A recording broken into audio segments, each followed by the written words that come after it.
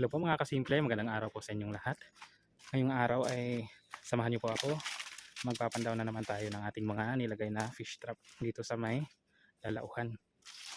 So, bali mga 5 fish trap lang pala ang ating nailagay kahapon mga kasimple. And then,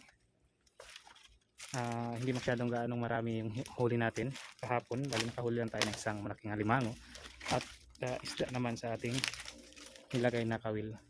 So dito meron tayong nilagay na kawil dito mga kasimple. Ito. Bali walang huli. Mamaya na natin yan mabalikan.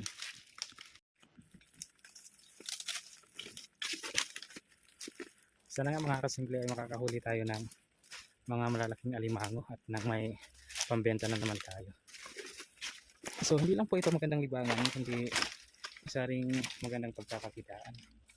Dahil yung mga good size na alimango ay medyo tataas din ang presyo, kaya kapag makahuli tayo ng malalaki ng export size ay pwede natin maibenta. Nakalimutan ko mga kasimple, meron pala tayo dito nailagay na isang fish trap kahapon dito banda. Tingnan natin kung may laman. Sana nga meron. Wala. Yun mga kasimple. Itong setup natin at then walang laman. Walang alimango sa portion na to. Bali babalikan na lang natin yan mamaya. Ilalagay natin sa ibang pwesto.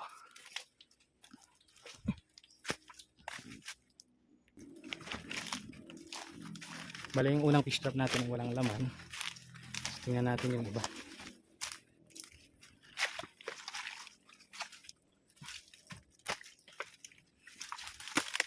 Mulan kasi ng malakas kagabi mga kasimple, kaya siguro yung mga alimango ay pumunta dun sa ibaba na portion ng ilog. Dahil yung mga alimango nga pala ay naghahanap ng brackish water na tamang tama lang para sa kanilang survival. Dito nga pala meron tayong nilagay kaso parang nangyari. Uy, napunta sa gilid. Ito mga kasimple. Nadala ng agos. Ba siguro kahapon, kaya ito napunta sa gilid yung ating fish trap, kaya matik walang laman, napuno ng basura. Ito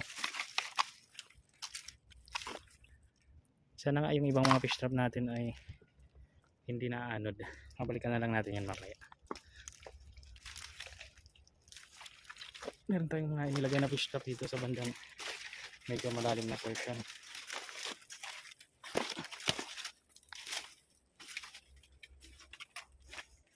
Dalawa na, tatlo na lang pag-asa natin mga kasimple.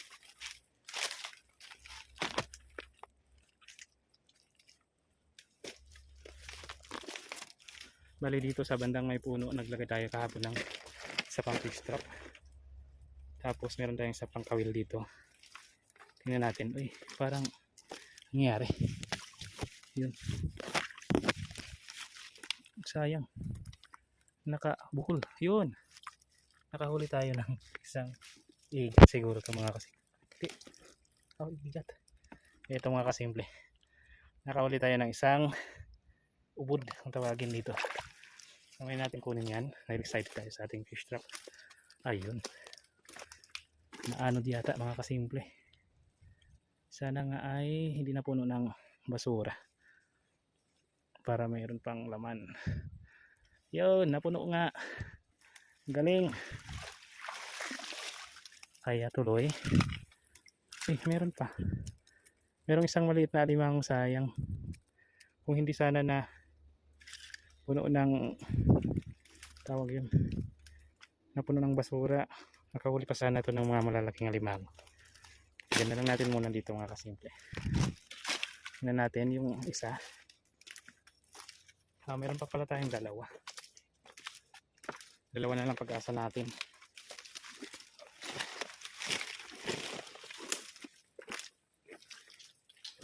So dito nga pala mga kasimple, naglagay din tayo ng isa pa fish trap. Uy, yun, napuno din ng basura. Grabe, kaya wala din huli. Walang huli yung fish trap natin mga kasimple. Dito meron tayong nilagay na kawil hapon. Yung positive, wala ding huli.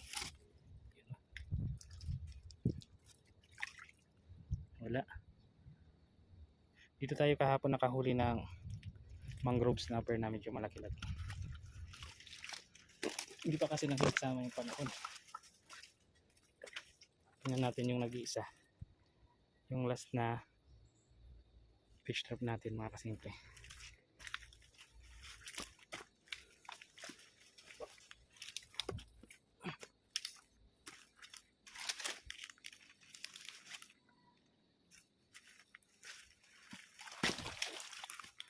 Sana yung isa ay may laman para at least bawi tayo ngayong araw sa ating fishing adventure.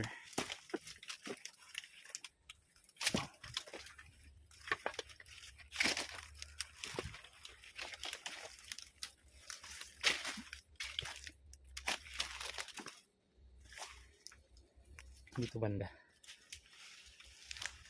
Bali naglagay tayo dito banda.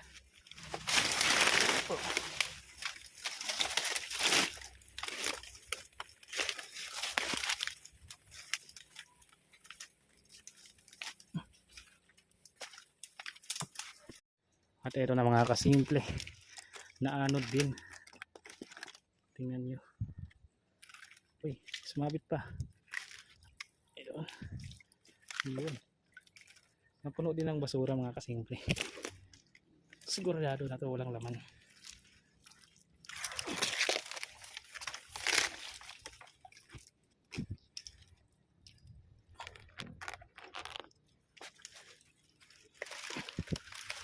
Ayun o. Uy, jackpot mga kasimple. Kala ko walang laman. Ayun o. Grabe na po ng basura pero isang malaking king crab. Ayun. Kahit maraming basura mga kasimple, nakahuli pa rin tayo ng malaking king crab. Maganda pa lang spot dito. Sige. Kunin natin to. At yun. Tingnan nyo mga kasimple na dali niya yung lata. Oh. Thank you Lord at meron pang mga hipon na pwede nating gawing pamain yun. Isang king crab mga kasimple. Siguro estimated na mga 1/4 kilohin na rin siguro to mga kasimple. Yun. Thank you Lord.